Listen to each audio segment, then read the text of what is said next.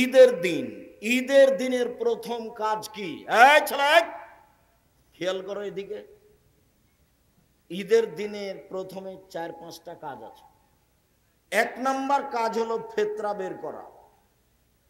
ঈদের দিনই ফেতরা বের করতে হতো, যা আমাদের এইসব মুরব্বী মানুষেরা আজও জানেন, যে আমরাও করেছি, আমার বাপ দাদাকেও দেখেছি ঈদের দিন সকালে ফেতরা বের করতে।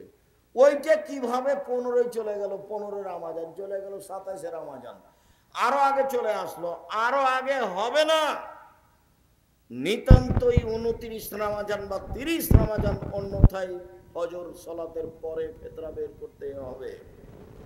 আব্দুল্লাহ ইবনে উমর বলেন ঈদের দিনের প্রথম কাজ। আব্দুল্লাহ ইবনে উমর বলেন ফারাজা রাসূলুল্লাহ সাল্লাল্লাহু আলাইহি সাল্লাম যাকাতাল ফিতরে সান মিন তামারিন ও সান মিন সাইরিন।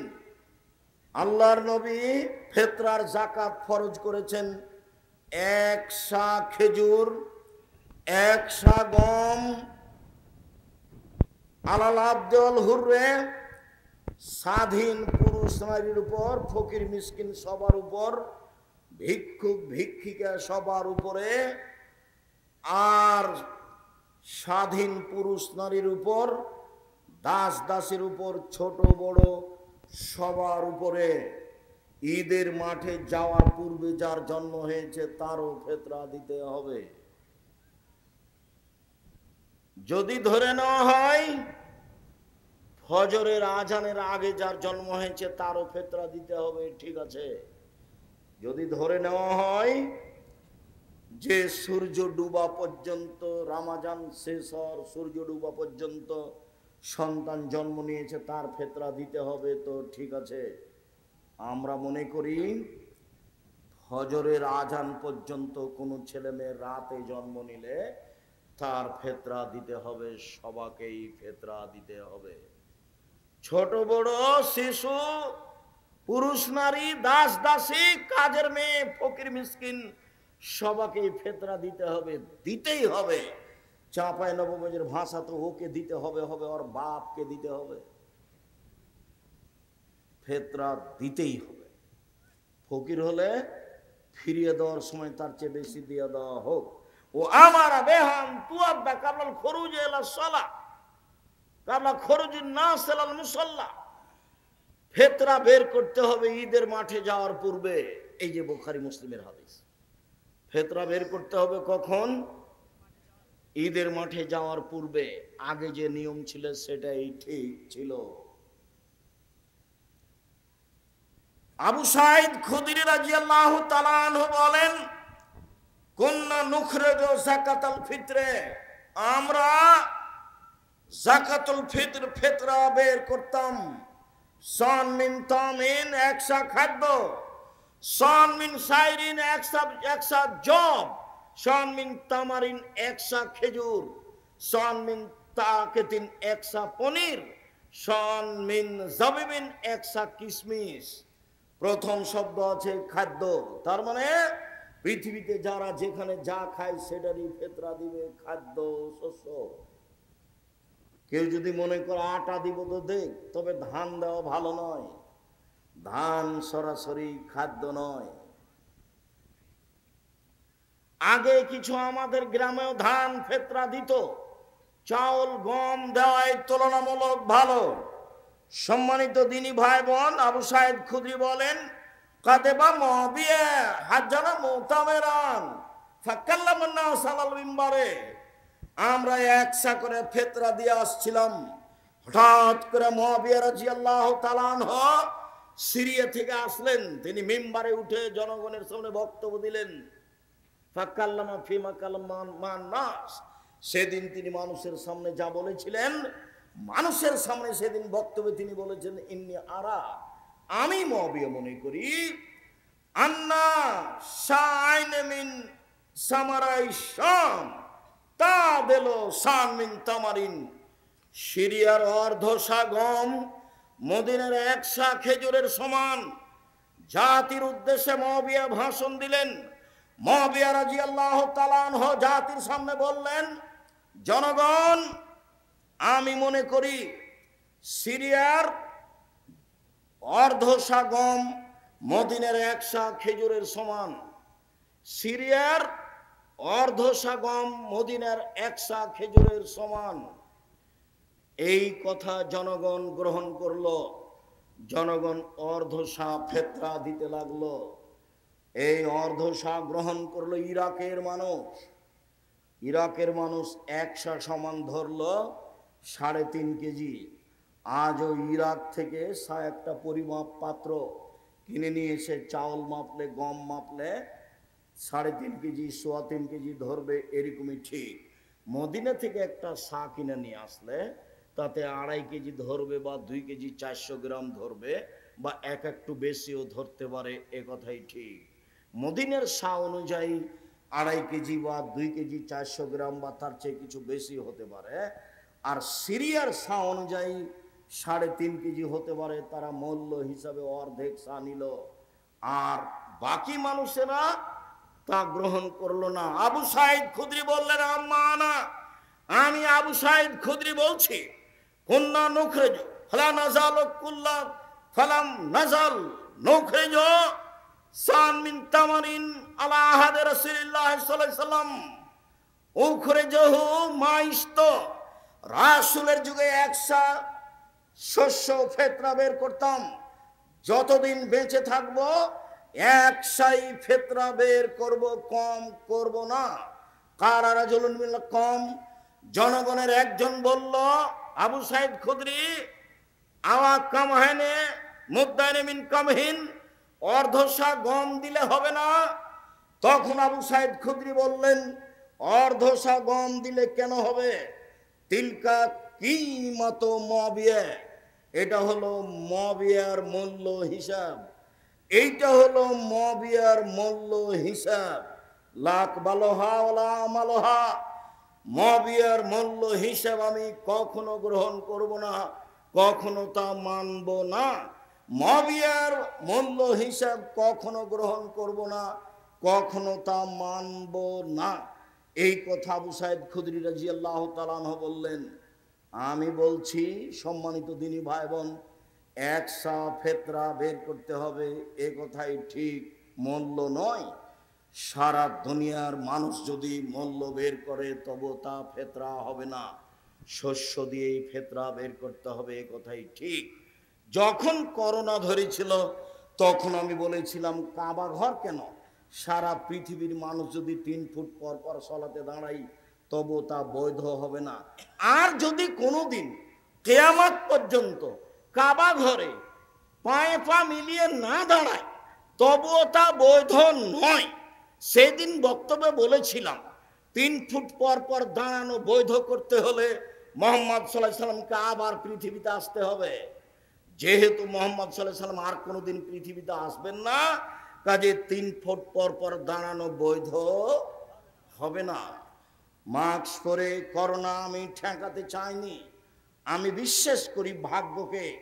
আল্লাহর নবী বলছেন, মানুষ সৃষ্টির 50,000 বছর পূর্বে কাতাবা হায়াতাহা ও মাউতাহা ও রিজকাহা ও মাসায়েবাহা, তার পৃথিবী সৃষ্টির 50,000 পূর্বে মানুষের জীবন, মানুষের মরণ, মানুষের রুজি, মানুষের রোগ ব্যাধি, করোনা সেদিন লেখা হয়ে গেছে। সেই দিন যদি করোনা লেখা থাকে, আজ যদি পাথরের ভিতরে ঢুকে থাকে তবু তাকে করোনা ধরবেই ধরবে। সেই দিন যদি করোনা না লেখা হয়ে থাকে, আজ যদি করোনা যার হয়েছে তার গায়ের উপরে শরীর লাগিয়ে বসে থাকে তবুও করোনা ধরবে না। আমি আব্দুর রাজ্জাক এটাকে বিশ্বাস করি, এভাবেই আছি, এভাবেই থাকবো। অল্প দিন বাঁচতে এসে তাকদীর পরিবর্তন করতে আমি রাজি নই। সম্মানিত দিনী ভাই বোন, বিষয়টি তখন শক্তভাবে বলেছিলাম। যারা হুঙ্কার দিয়ে বলেছিল তারা চুপসি লেগে গেছে, মুখ খোলে না। করোনা আমাকে হতে পারে না। আমি সেদিন বলেছিলাম, যার করোনা হয়েছে তার প্লেটে একসাথে আমি খেতে রাজি। করোনায় কেউ মারা গেলে আমি তাকে গোসল জানাজা দিব। এতে যদি আমাকে করোনা ধরে, আমি বলবো না ওর কারণে ধরেছে, আমি বলবো পৃথিবী সৃষ্টির 50,000 বছর পূর্বে আমার নামে করোনা লেখা হয়েছিল, সেই জন্য আজকে ধরেছে, এর কারণে ধরেনি। বহু ছেলে মেয়ে বাপের কাছে যায় না, স্ত্রী বা স্বামীর কাছে যায় না। আবার কেউ কেউ স্বামীর গায়ের সাথে আছে করোনার বিছানে, তাকে ধরে না। করোনার লোকটা খাওয়া দাওয়ার পরে যেটুকু বেঁচেছে ওটুকু নিচে ফেলে দিয়েছে, ওটুকু ফকিরে খাচ্ছে, ওকে করোনা ধরে না। আর আমি যখন করোনা রোগীকে দেখতে গেলাম তখন ওই লোকের ছেলে মেয়েরা বলছে, ওস্তাজি হুজুর আপনি আসেন না, হুজুর আপনি আসেন না, হুজুর আপনি আসেন না, হুজুর আপনি আসেন না, এইভাবে চিল্লাচিল্লি শুরু করে তার ছেলে মেয়ে। বলছে বলো কি তুমি? আমার অন্তরে ধাক্কা খায় না। তোমার বাপের গায়ে হাত দিয়ে আমি ঘন্টা যাবৎ বসে থাকবো, আমার অন্তরে ধাক্কা খেলে আমার ঈমান দুর্বল, এ কথাই ঠিক। আমার অন্তরে ধাক্কা খাবে না, এ কথাই ঠিক। আমি বলবো না তোমার বাপের কারণে আমার করোনা হয়েছে, আমার করোনা আগেই লেখা ছিল, সেই জন্য হয়েছে। সম্মানিত দিনী ভাই বোন, এক সাই চূড়ান্ত।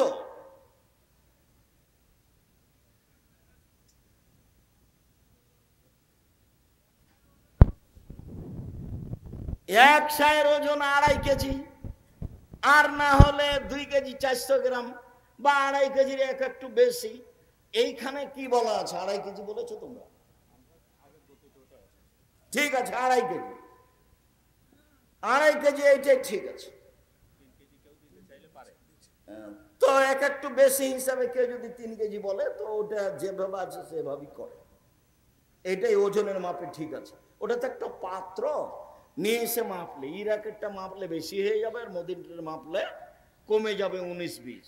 সম্মানিত দিনী ভাই বোন, আবার বলে রাখছি, ঈদের দিনের প্রথম কাজ হলো, ঈদের দিনের দ্বিতীয় কাজ গোসল করতে হবে। আলী রাদিয়াল্লাহু তাআলা আনহুকে জিজ্ঞাসা করা হয়েছিল, তিনি বলেছিলেন সুন্দর, উত্তম গোসল করা জুমার দিন, উত্তম গোসল করা আরাফার দিন, উত্তম গোসল করা ঈদুল ফিতরের দিন, উত্তম গোসল করা ঈদুল আজহার দিন। দ্বিতীয় কাজ শেষ হলো। ঈদের দিনের তৃতীয় কাজ, ঈদের দিনের তৃতীয় কাজ, ঈদুল ফিতর হলে খেয়ে বের হতে হবে।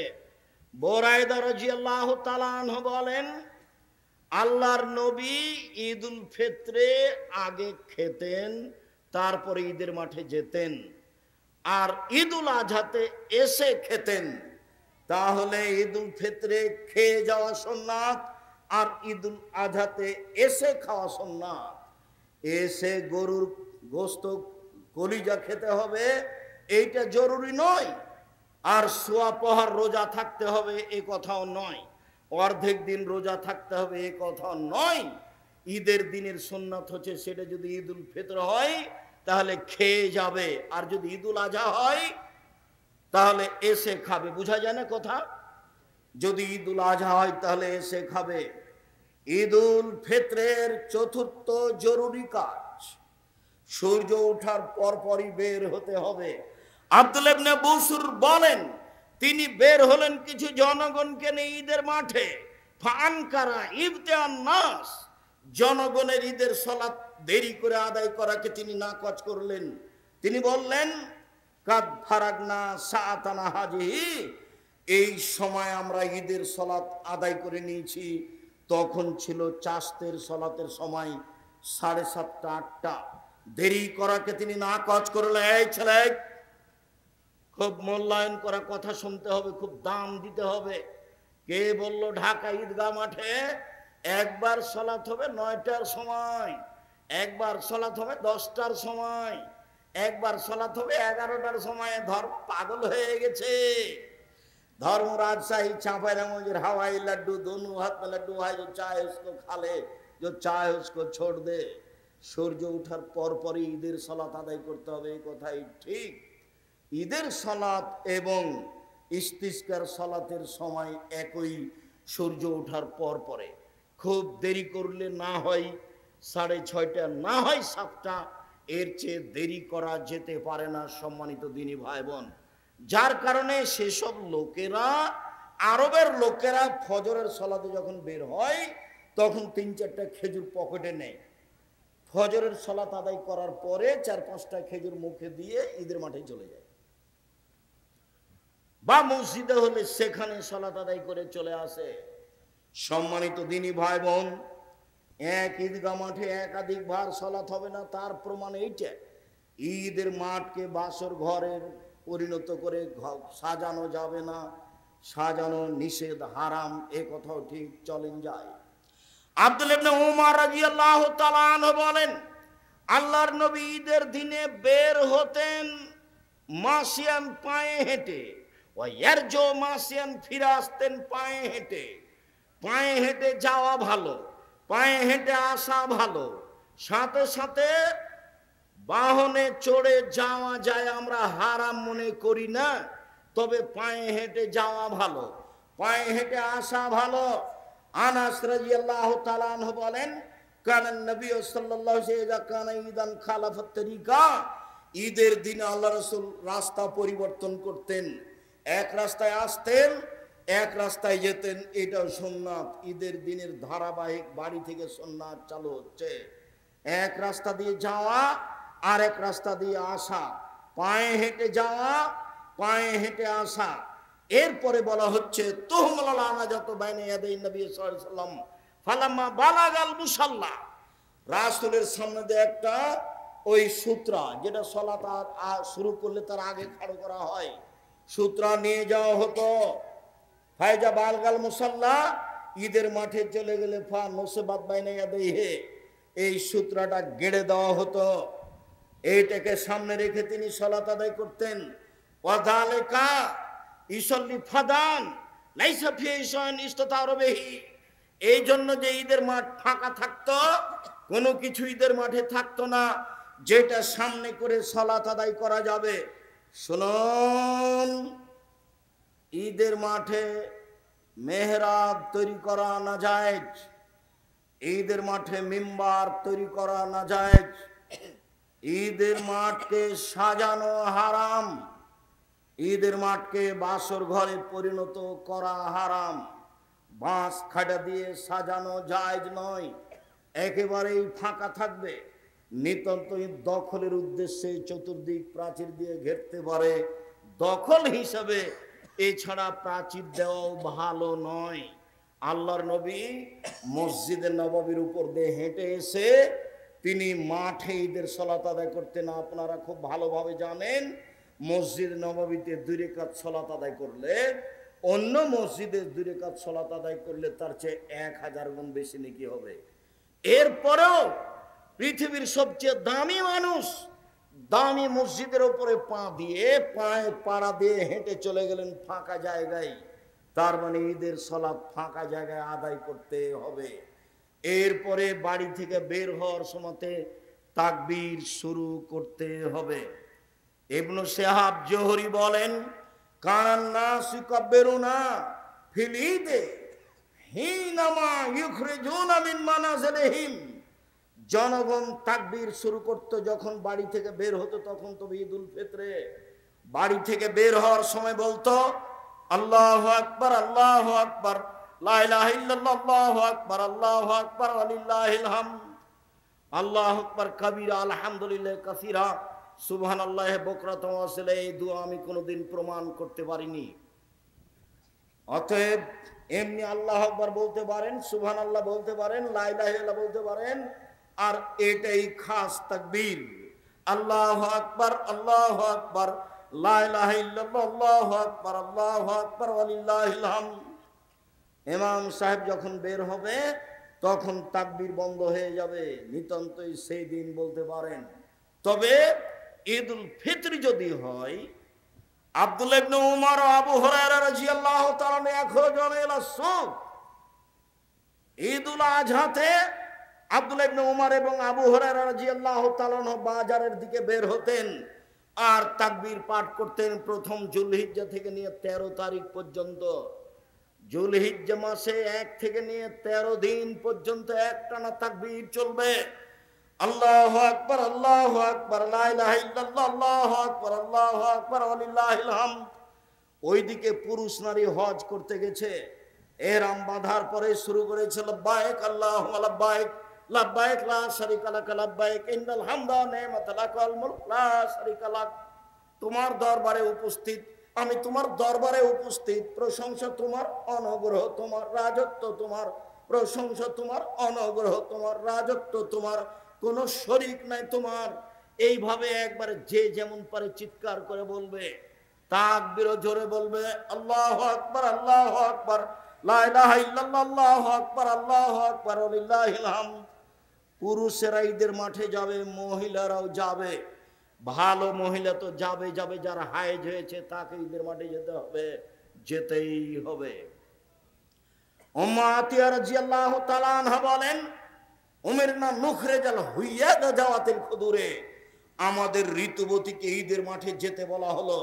আমাদের যারা যুবতী মেয়ে তাদেরকে ঈদের মাঠে যেতে বলা হলো।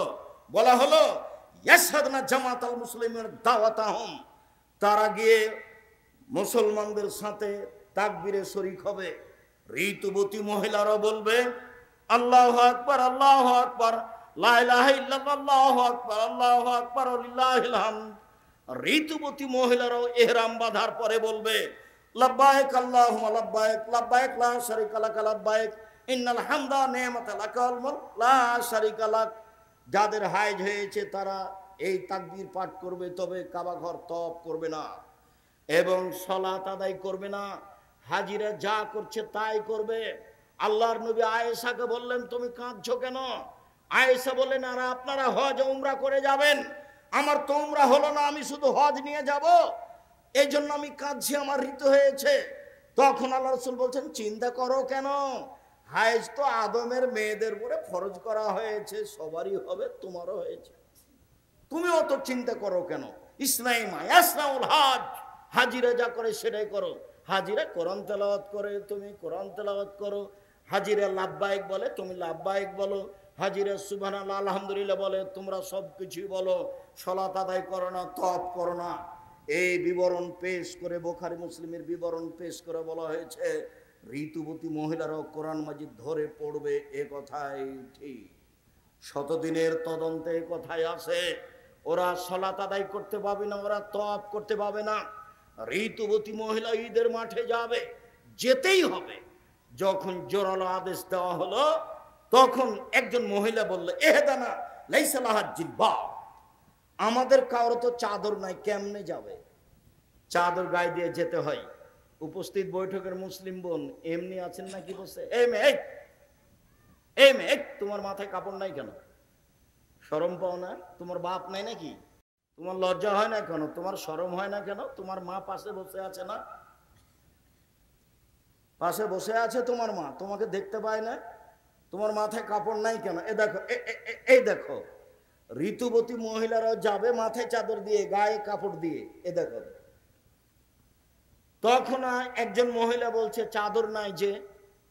তখন আল্লাহ রাসূল বলছেন লেতুল বেসা সাহেবাতা মিন জিলবাবিহা, আর একজন বান্ধবীর চাদর নিয়ে যাবে, খালি মাথায় ল্যাংটা হয়ে হে হে করে চলে যাবে না, ঢং ঢং করে।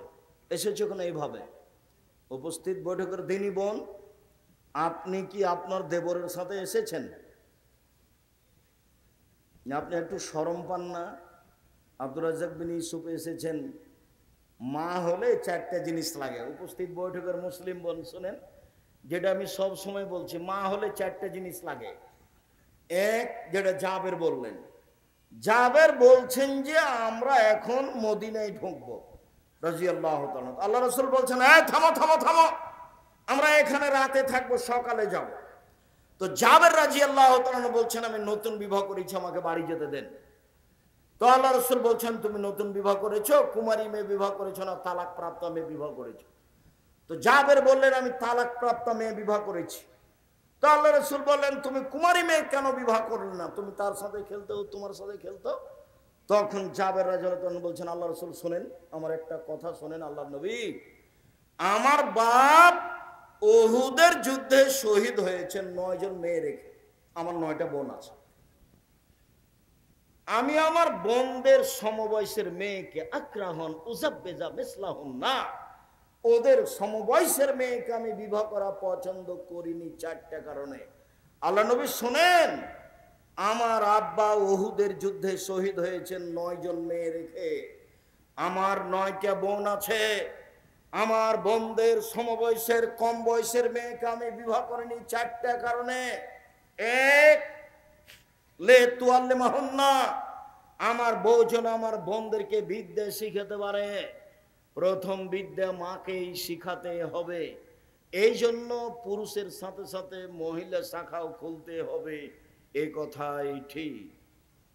জামিয়া সালাফিয়া ডাঙ্গিপাড়া পবা রাজশাহীর মহিলা শাখার জন্য আলহামদুলিল্লাহ তানোর গোদাগাড়ির লোক জমি দিয়েছে 60 বিঘা। 33 শতকের বিঘায় কতখানি দিয়েছে? 60 বিঘা। তারা 100 বিঘার প্রজেক্টের প্রস্তাব দিয়েছে যে আমরা 100 বিঘা জমি এখানে করে দেব। মহিলা বিশ্ববিদ্যালয়ে মহিলাদের শিখাতেই হবে। রূপগঞ্জ নারায়ণগঞ্জে মহিলাদের শাখায় জমির পরিমাণ হলো 22 বিঘা। কতখানি? 22 বিঘা। ওই প্রতিষ্ঠান 51 বিঘা জমির ওপরে। সম্মানিত দিনী ভাই বোন, মহিলা শাখা দিনাজপুরেও আছে, মহিলা শাখা বরিশালেও আছে, মহিলা শাখা চট্টগ্রামেও শুরু হবে ইনশাল্লাহ। সময়ের গতিতে চট্টগ্রাম, ময়মনসিংহ, নোয়াখালী, ফেনী, যশোর, কুষ্টিয়া এসব ডিস্ট্রিক্টে জমি রেডি আছে। সময়ের গতিতে প্রতিষ্ঠান চালু হবে ইনশাআল্লাহ। সম্মানিত দিনী ভাই বোন, কলমডাঙ্গা এলাকাবাসী, আপনাদেরকে মহিলা শাখা সুন্দরভাবে গড়ে তোলার চেষ্টা করতে হবে। আলেম ওলামাদের বেশি বেতন দিয়ে ভালো আলেম নিয়ে আসার চেষ্টা করতে হবে। রাজশাহী জামিয়া সালাফে এক একজন শিক্ষকের বেতন 60-70 হাজার করে। খাওয়া থাকা ভিন্ন, ওর পিছনে খাদেম ভিন্ন। মদিনে থেকে যারা এসেছেন তাদের বেতন লাগে না, তবে খাদেম লাগে, খাওয়া লাগে, বাবুর্চি লাগে। বাবুর্চি ভিন্ন, খাদেম ভিন্ন, অনেক পয়সা খরচ আছে তাদের পিছনে। আলহামদুলিল্লাহ খুব ভালো অবস্থায় জামিয়া সালাফে দেশে চলছে। আমার মনে বড় সাধ, এই দেশের মাটিতে আমি উন্নত মানের প্রতিষ্ঠান গড়ব ইনশাআল্লাহ। যেখানে ছেলে মেয়ে বাংলা, ইংরেজি, আরবি উন্নত মানের শিক্ষা অর্জন করে জাতির অন্যায়ের বিরুদ্ধে লড়বে, মুখে কলমে মিডিয়ায় লড়বে ইনশাআল্লাহ। সেটাই জামিয়া সালাফিয়া রূপগঞ্জ, নারায়ণগঞ্জ, ঢাকা, সেটাই জামিয়া সালাফিয়া ডাঙ্গিপাড়া, পবা, রাজশাহী। এই দেশের সর্ববৃহৎ প্রতিষ্ঠান জামিয়া সালাফিয়া, শিক্ষার মানে সর্বোচ্চ প্রতিষ্ঠান জামিয়া সালাফিয়া, শিরক মুক্ত প্রতিষ্ঠান জামিয়া সালাফিয়া, বিদআত মুক্ত প্রতিষ্ঠান জামিয়া সালাফিয়া, দল মুক্ত প্রতিষ্ঠান জামিয়া সালাফিয়া, সংগঠন মুক্ত প্রতিষ্ঠান জামিয়া সালাফিয়া, হিংসা মুক্ত প্রতিষ্ঠান জামিয়া সালাফিয়া, দেশের অমূল্য সম্পদ জামিয়া সালাফিয়া। আমি এলাকাবাসীকে অনুরোধ জানাচ্ছি, আপনারাও কলমডাঙ্গা মাদ্রাসা পুরুষ ও মহিলা শাখাকে একটা ভালো মানের তৈরি করার জন্য জীবন বাজি রেখে লড়ে যান। ফলাফল আল্লাহ দিবেন ইনশাআল্লাহ। 2013 সালের 24 আগস্ট মঙ্গলবার আমি বলেছিলাম আমার হাতে টাকা নেই, এ কথা সত্য। প্রতিষ্ঠান গড়বে, এ কথা সত্য। ইনশাআল্লাহ গড়বে। টাকার হিসাব পরে, সিদ্ধান্ত আগে।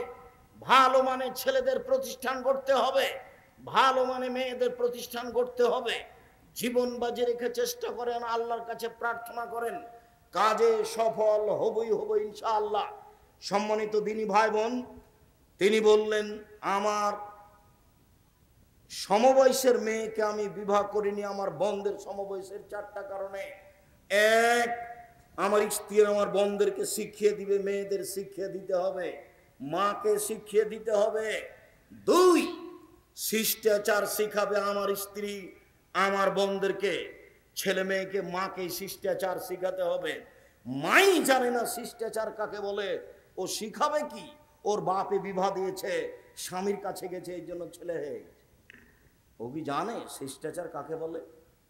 ও কি বাচ্চাকে কাপড় পরানো জানে? ও কি দরজা বন্ধ করা জানে? ও কি বাচ্চাকে জামাটা কিভাবে পরাতে হবে সেটা জানে? ও কি ভাত রান্না করা জানে? ও কি দরজাটা বন্ধ করা জানে? ও যখন ভাতের পাতিলে চাউল দেয় তখন 2-3টা চাউল নিচে পড়ে গেছিল, ও তো উঠিয়ে নেয়নি।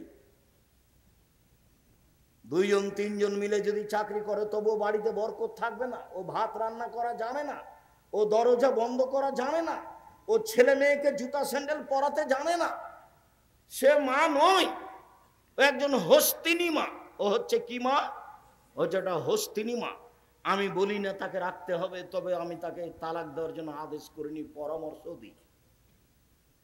বউ ভালোই নিয়ে আসতে হবে, এ কথাই ঠিক। রাসূল সাল্লাল্লাহু আলাইহি সাল্লাম যখন বললেন চারটা জিনিস আছে যার সুখময় জীবন তার, চারটা জিনিস আছে যার সুখময় জীবন তার, তখন এক নম্বরে বললেন আল মারাতু সালেহা, ভালো স্ত্রী। দুই নম্বরে বললেন আল জারু সালেহ, ভালো প্রতিবেশী। তিন নম্বরে বললেন আল মারকাবুল হানি, একটা ভালো গাড়ি। চার নম্বরে বললেন আল বাইতুল ওয়াসি, থাকার ঘরটা প্রশস্ত। আবার বললেন আর দুনিয়া কুল্লুহা মাতা খায়রু মাতাই দুনিয়াল মারাতু সালেহা, সারা পৃথিবী সম্পদ, সবচেয়ে দামি সম্পদ হচ্ছে ভালো মহিলা। ভালো মহিলাই পৃথিবীতে সবচেয়ে দামি সম্পদ। সম্মানিত দিনী ভাই বোন, আল্লাহর নবী বললেন শোনো, চারটে জিনিস সবচেয়ে দামি, তিনটে জিনিস সবচেয়ে দামি। এক, ওই জিবা, যে জিবা সুবহানাল্লাহ আলহামদুলিল্লাহ বলতে পারে। দুই, ওই অন্তর যে অল্পতে তুষ্ট হয়। তিন, ওই স্ত্রী যে স্বামীকে দিনের উপরে সহযোগিতা করতে পারে, ভালো স্ত্রী। ভালো স্ত্রী হচ্ছে সবচেয়ে দামি সম্পদ, যারা রাসূল সাল্লাল্লাহু আলাইহি ওয়াসাল্লাম বললেন। আল্লাহ নবী বললেন খায়রুন নিসায়ে, মহিলাদের মধ্যে সবচেয়ে ভালো মহিলা হচ্ছে ওই স্বামী আদেশ করলে পালন করে, স্বামীর সাথে কথা বললে হাসি মুখে বলে, স্বামী বাড়িতে না থাকলে নিজেকে হেফাজতে রাখে, কারোর সাথে মোবাইলে কথা বলে না, দেবর ভাসুরের সাথে গল্পে জড়িয়ে পড়ে না। এই হলো সবচেয়ে ভালো নারী।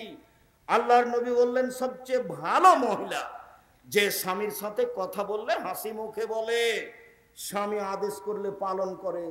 দিন রাত খালি ঝগড়া। আব্দুর রাজ্জাক সাহেব, আপনি না হয় বলছেন আমার স্বামীর মুখখানি এতই খারাপ, এতই খারাপ, চাঁপাইনবাবগঞ্জের ভাষার মুখখানি একবারে মনে করে ঘিনঘিনা মুখ, এভাবে গালি দেয় যার আমি সহ্যই করতে পারি না। তাই আমাকে যখন বলে এক গ্লাস পানি দে, তো তখন এক গ্লাস পানি নিজে এইভাবে রেখে দিই ঠেকুস করে, যে আমি উল্টা ঘুরে দাঁড়াই, ওকে আমি সহ্যই করি না। আপনি মেনে নেন, তিতা লাগুক আর মিঠা লাগুক, নইলে সংসার বাদ দেন। এইভাবে ঝুলন্ত থাকা হবে।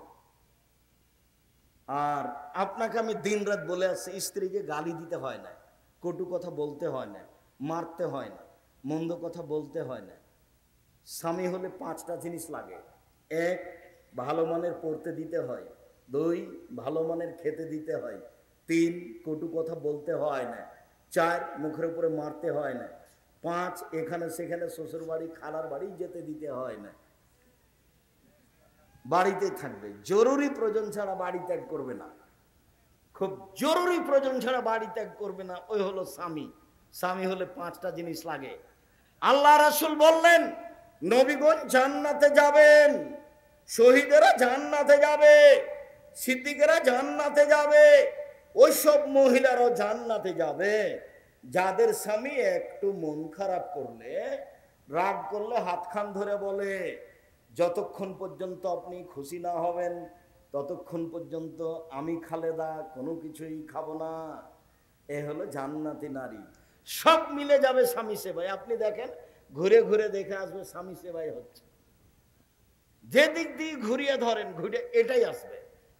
যখন আল্লাহ নবী বললেন যে মহিলারা তোমরা দান করো, অধিকাংশ নারী হচ্ছে জাহান্নামী, অধিকাংশ নারী হচ্ছে জাহান্নামী।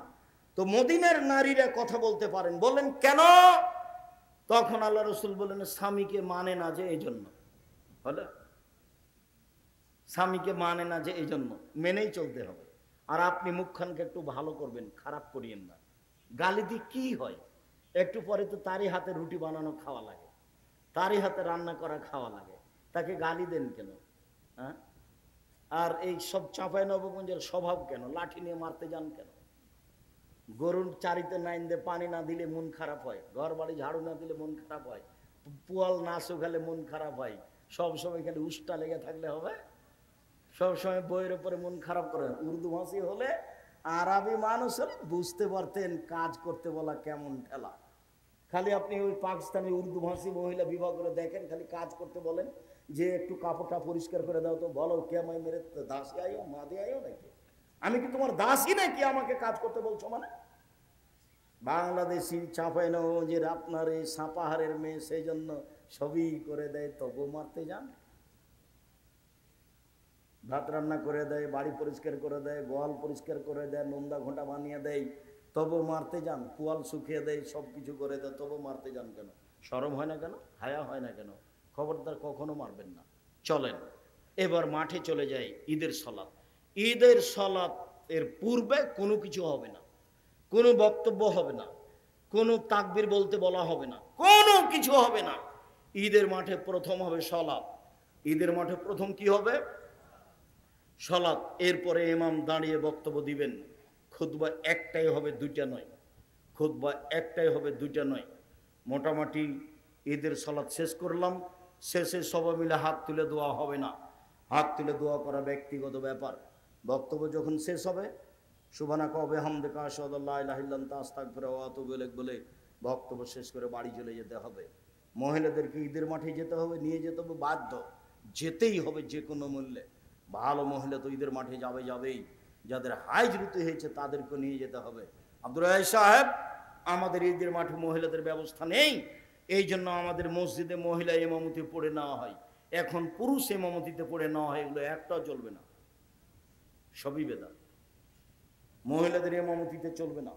পুরুষের একজন ইমামতি দিয়ে কোনো একটা দুর্ঘটনা তো হতে পারে, সেটা নিয়মিত হবে, এটা কথা হলো? সেটা নিয়মিত হবে কেন? সম্মানিত দিনী ভাই বোন, আমি আজকের আলোচনার শেষের দিকে চলে আসলাম। তোমার অনেকগুলো জিজ্ঞাসা নাকি? আচ্ছা, সম্মানিত দিনী ভাই বোন, প্রতিষ্ঠান আপনাদের কলমডাঙ্গায় একটা ঐতিহ্যবাহী প্রতিষ্ঠান আগে থেকে এখনো হোক, এটা আমি আন্তরিকভাবে কামনা করি। মর্মে আপনাদের ছেলেরা আপনাদের কাছে আসছে, উঠে যাওয়ার সফলতা নয়। 10 টাকা হোক, 5 টাকা হোক, 50 টাকা হোক, 200 টাকা হোক, কেউ ফিরিয়ে দিবেন না। আমার দিকে দেখেন, আল ইয়াদুল উলিয়া, এই ছেলেরা যাও। আর ইয়াদুল উলিয়া খায়রুম মিন ইয়াদিস সুফলা, দেওয়া হাত ভালো নেওয়া হাতের চেয়ে, দেওয়া হাত ভালো নেওয়া হাতের চেয়ে। রাসূল সাল্লাল্লাহু আলাইহি সাল্লাম দেওয়া হাতকে পছন্দ করেন নেওয়া হাতের চেয়ে। সব সময় দেওয়া হাতখান রাখবেন। 200 টাকা রাস্তার জন্য রেখেছেন, 50টা 100 টাকা দিয়ে দিবেন। আর বের হয়ে 1 কেজি জিলাপি নিয়ে যাব সিদ্ধান্ত, এই ছেলে বসো, আগে এই ছেলেগুলো আসুক, তারপরে তোমার ব্যস্ততা বাড়লো কেন? ও, আর বই তো আছে আব্দুল্লাহর মিন্নাতুল বারি, আমরা নিজের ছেলের জন্য দোয়া করি, আব্দুল্লাহর জন্য দোয়া করি। বুখারীর ব্যতিক্রম ব্যাখ্যা, বাংলা ভাষায় বুখারীর ব্যতিক্রম ব্যাখ্যা 2য় খণ্ড বের হয়েছে। তাদের প্রথম খণ্ড আছে, 2য় খণ্ড আছে। আব্দুল্লাহর অন্য যেগুলো বই আছে, বিশেষ করে সিলেবাস। একটু থামে না, এই ছেলে থামো, এই ছেলেগুলো যাক না, তুমি ব্যস্ত হয়ে গেলে কেন? ছেলেগুলো পার হোক, তারপরে তুমি উঠো।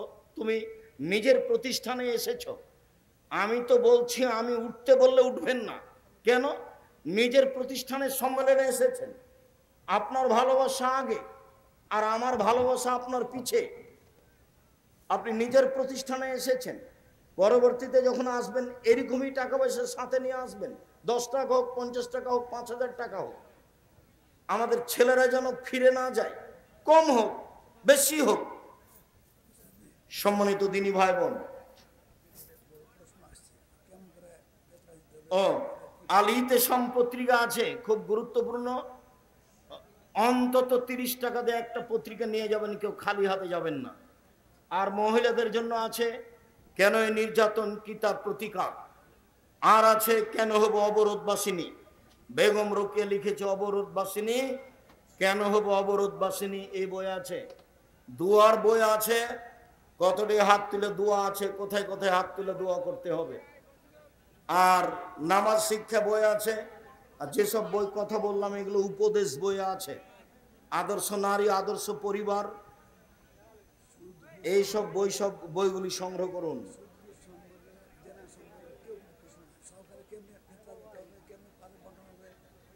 সেগুলো আজ তো উত্তর দিনে তো দেখি।